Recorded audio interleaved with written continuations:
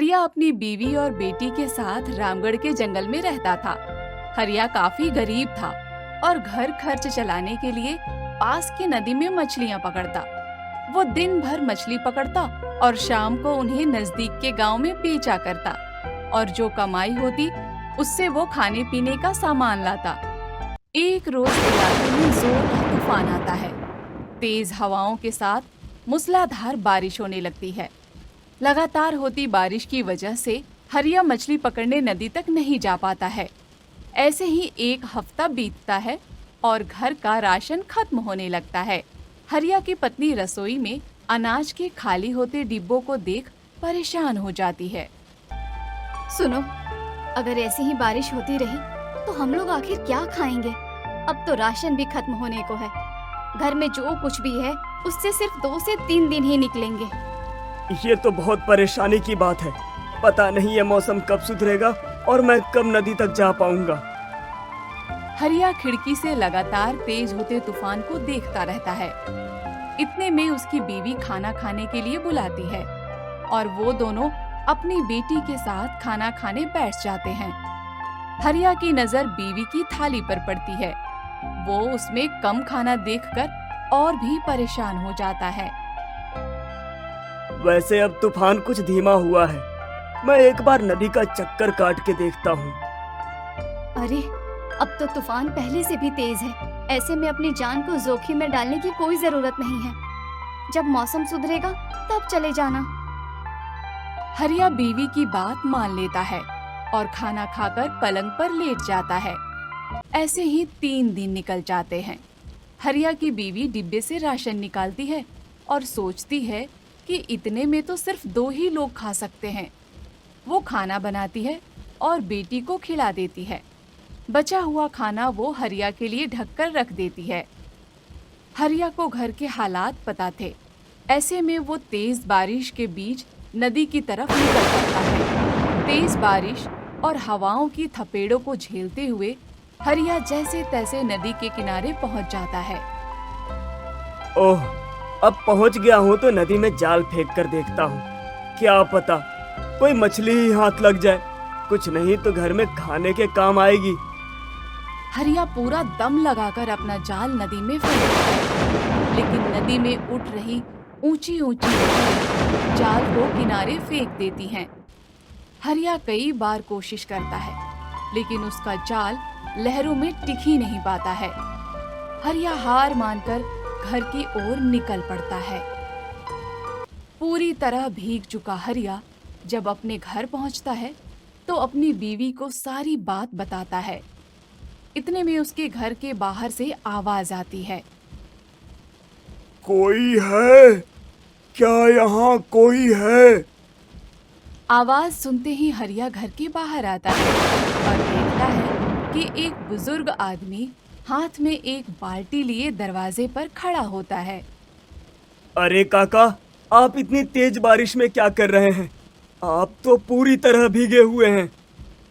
बेटा, मैं कई दिनों से भूखा हूँ।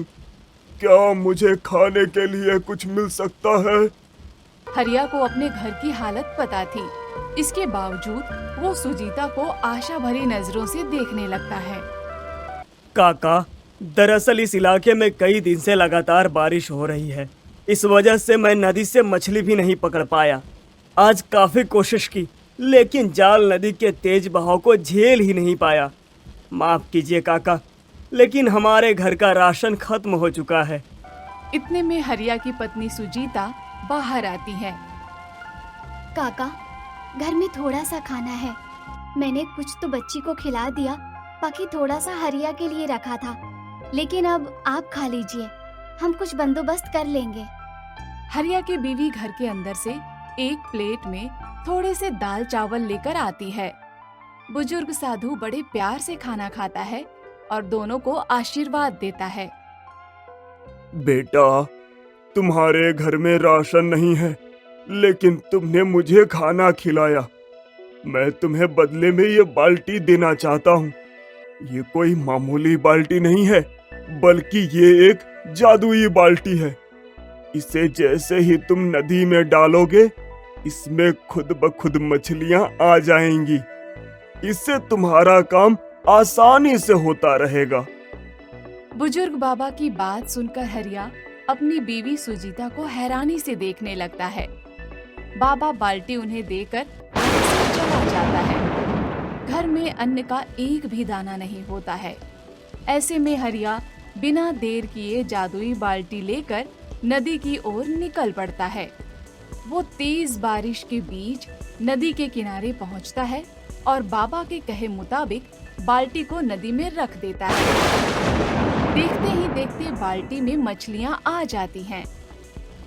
अरे वाह, ये तो कमाल हो गया। ऐसे कैसे पलक झपकते ही इस बाल्टी में मछलियां ही मछलियां हो गईं। ये तो सच में जादुई बाल्टी है। भूख से परेशान हरिया मछली भरी बाल्टी को लेकर तुरंत घर की ओर निकल पड़ता है। हरिया को बाल्टी लेकर आता देख सुजीता बाहर आकर बाल्टी में झांकने लगती है।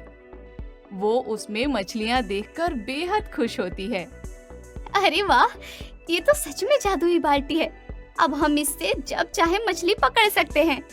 हाँ सुजीता, बाबा ने सही कहा था कि ये एक जादुई बाल्टी है। मैंने इसे जैसे ही नदी में रखा वैसे ही इसमें मछलियां भर गईं। लेकिन अंधेरा होने को था और बहुत जोर की भूख लगी थी, तो मैं एक ही बाल्टी मछली लाया।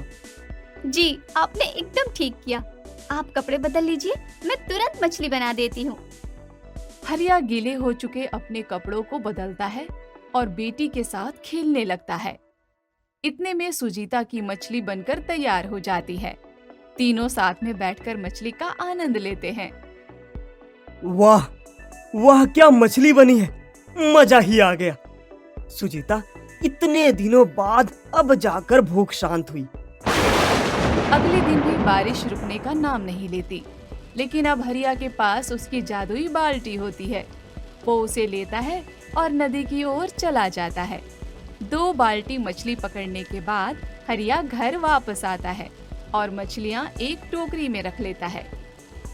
सुजीता, ये कुछ मछली घर पर बनाने के लिए रख लो और इस जादुई बाल्टी को भी संभाल के रख देना।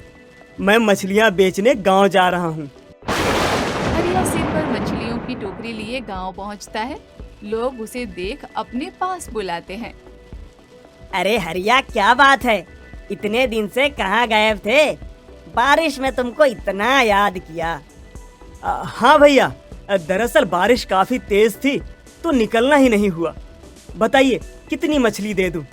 एकदम ताजी है। भाई 2 किलो दे दो। पता नहीं कल तुम आओ या नहीं। अरे भैया, अब तो रोजाना आऊंगा, आप फिक्र ना करें। ये लीजिए आपकी मछली। इतने में गांव के और भी लोग आ जाते हैं और देखते ही देखते हरिया की टोकरी खाली हो जाती है। कमाए हुए रुपयों से हरिया घर का राशन और मिठाई लेता है और घर की ओर निकल पड़ता है। घर पहुंचते ही हरिया पत्नी को राशन देता है और मिठाई खिलाता है। सुजीता, आज तो कुछ ही मिनट में सारी मछलियां बिक गईं। ये सब तुम्हारी वजह से हुआ है। ना तुम बाबा को खाना देती और ना ही वो ये जादुई बाल्टी हमें देते। ये सब सिर्फ तुम्हारी ही वजह से हुआ। हरिया की बातें सुन सुजीता मुस्कुराती है और लाए हुए राशन को डिब्बों में भरने लगती है। अब हरिया तेज बारिश में जादुई बाल्टी लेकर नदी तक जाता और 1 से 2 बाल्टी मछली ही पकड़ता और उन्हें गांव में बेचता। अब जादुई बाल्टी की वजह से ना तो हरिया को मछली की कमी होती और ना तो सुजीता को राशन की। ऐसे ही हरिया और सुजीता अपनी बेटी के साथ खुशी खुशी रहने लगते हैं।